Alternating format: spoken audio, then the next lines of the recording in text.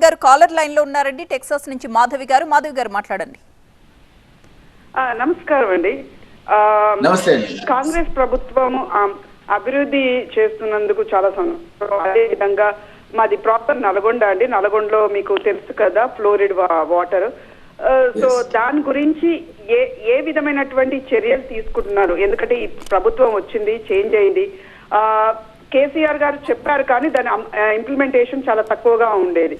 But మీరు వచ్చిన తర్వాత ఇన్ని రోజులు ఉన్నది, నేను ఎక్కడ న్యూస్ ఛానల్లో కానీ ఎక్కడ కానీ చూడలేదు ఈ ఫ్లోరిడ్ వాటర్. ఎందుకంటే ఇప్పుడు నేను అంటే ఇక్కడికి వచ్చాను కానీ మా పేరెంట్స్ కానీ మా వాళ్ళు కానీ అక్కడే ఉన్నారు. వాళ్ళు వాటర్ కి ఈ ఎండాకాలంలో చాలా స్ట్రగుల్ అవుతున్నారు. వాటర్ చాలా దూరం వెళ్ళి తెచ్చుకోవాల్సి వస్తుంది. దాని గురించి మీరు కొంచెం, ఎందుకంటే ప్రాపర్ నల్గొండ కాబట్టి దాంట్లో కలెక్టర్ ఉన్నారు, వీళ్ళు మొత్తం కూడా అక్కడే ఉన్నారు కాబట్టి నేను చెప్తున్నాను. సో మీరు దాని గురించి ఎలాంటి చర్యలు తీసుకుంటారో దయచేసి చెప్పండి. కరెంటు కోతలు కూడా కొంచెం తగ్గిస్తే ఉంటుంది, ఎండాకాలం కాబట్టి దయచేసి కొంచెము మీరు నైట్ టైంలో కొంచెం దయచేసి అలా తీయకపోతే బాగుంటుందని నా విజ్ఞప్తి సార్. Thank you. మాధవ్ గారు, చాలా సంతోషం అండి. మీరు మీ కన్సర్న్ యుఎస్ లో ఉన్నా సరే మన యొక్క కన్న ఊరును కన్న తల్లిని మర్చిపోద్దంటారు. ఆ విధంగా మన సొంత గ్రామాల గురించి మీకు ఉన్నటువంటి ఆలోచన విధానానికి ధన్యవాదాలు తెలియజేస్తూ, కాంగ్రెస్ ప్రభుత్వం చాలా చిత్తశుద్ధితో పనిచేస్తుంది. గత ప్రభుత్వం లోపల ఈ యొక్క బీఆర్ఎస్ నాయకులు ఎన్నోసార్లు చెప్పడం జరిగింది, ఫ్లోరైడ్ సమస్య అనేది వాళ్ళే ఏదో మొత్తం కూడా దాన్ని రూపుమార్చేసామన్న విధంగా అబద్ధాల ప్రచారం చేసుకున్నారు. మీరు చెప్పిన మాట వాస్తవం. ఇంకా అక్కడక్కడ ఈ ఇబ్బందులు ఉన్నాయి. మా యొక్క ప్రభుత్వంలోనే మేము పాలమూరు రంగారెడ్డి లిఫ్ట్ ఇరిగేషన్ సంబంధించింది జురాల నుంచి ప్లాన్ చేసినాం.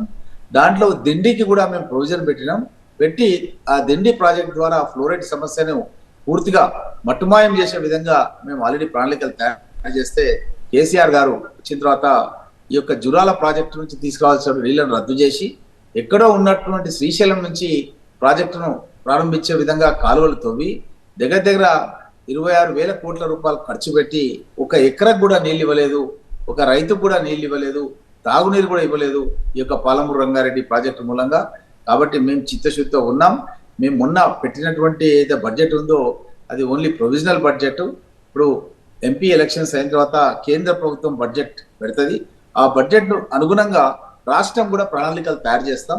తప్పకుండా ఎక్కడైనా అలాంటి సమస్యలు ఉంటే ఆ సమస్యల పరిష్కారానికి కాంగ్రెస్ పార్టీ చిత్తశుద్ధితో మేము కృషి చేస్తామన్న మాట మీకు తెలియజేస్తూ, పవర్ విషయంలో కూడా లాస్ట్ ఇయర్ కంటే కూడా లోడ్ ఫ్యాక్టర్ రిపోర్ట్ చెప్తున్నాయి. ఈ సంవత్సరం ఇంకా యూటిలైజేషన్ ఎక్కువ ఉంది. ఈసారి ఎండలు కూడా చాలా ఎక్కువ ఉన్నాయి. అయినప్పటికీ కూడా ప్రభుత్వం ఎక్కడ కూడా ఉదాసీన వైఖరి అవలంబించకుండా ఎప్పటికప్పుడు ముఖ్యమంత్రి గారు రివ్యూ చేస్తున్నారు. విద్యుత్ అధికారులతోన డ్రింకింగ్ వాటర్ అధికారులతో రివ్యూ చేసి ఎక్కడ కూడా సమస్యలు రాకుండా ఆ సమస్యల పరిష్కారానికి కృషి చేయడం జరుగుతుంది. తప్పకుండా ఎక్కడ ఎలాంటి ఇబ్బందులు లేకుండా మేము కృషి చేస్తాం.